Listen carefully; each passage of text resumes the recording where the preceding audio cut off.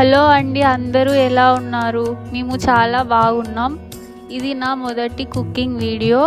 ఈరోజు జొన్నలతో పాయసం చేసుకుందాం. ముందుగా కావాల్సింది 1 కప్పు జొన్నలు, రుచికి తగినంత బెల్లము, 4-5 యాలకులు.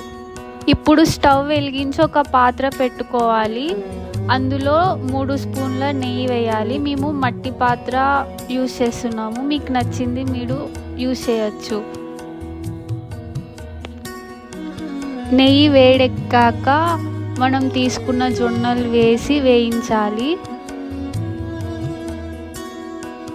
ఈ రెసిపీ నేను ఊరు వెళ్ళినప్పుడంతా మా అమ్మమ్మ నాకు చేసి పెడుతుంది ఫ్రెండ్స్.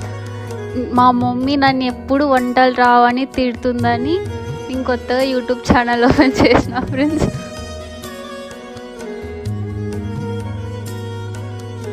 వేయించాక వాటిని పలుకులుగా గ్రైండ్ చేసుకొని పక్కకు తీసుకోవాలి.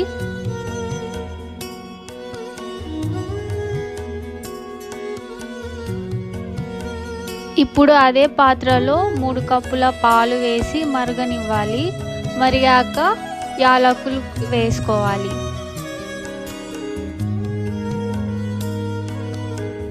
మీరే కామెంట్ చేసి చెప్పండి నేను వంటలు బాగా చేస్తున్నానో లేదో. అలాగే సబ్స్క్రైబ్ చేయండి. నా చేతి వంటలు కొత్తవన్నీ మీకు చూపిస్తాను. ఇప్పుడు మనం గ్రైండ్ చేసి పెట్టుకున్న జొన్నల్ని కూడా అందులో వేసి దగ్గర పడే వరకు కలుపుతూ ఉండాలి.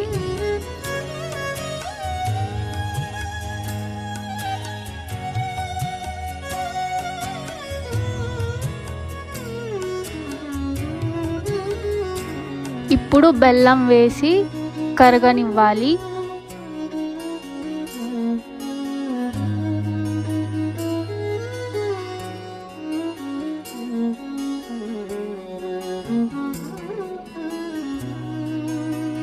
బెల్లం కరిగాక దాన్ని దగ్గరయ్యే వరకు ఉడకనివ్వాలి.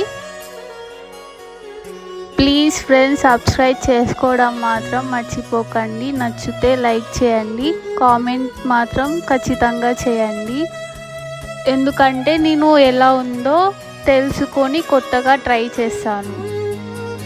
అలాగే మీకు ఎలాంటి వంటలు కావాలో చెప్పండి, నేను ట్రై చేస్తాను. ఇప్పుడు స్వీట్ రెడీ అయింది. తీసి దాన్ని మనకి నచ్చిన విధంగా డ్రై ఫ్రూట్స్తో సర్వింగ్ చేసుకోవాలి.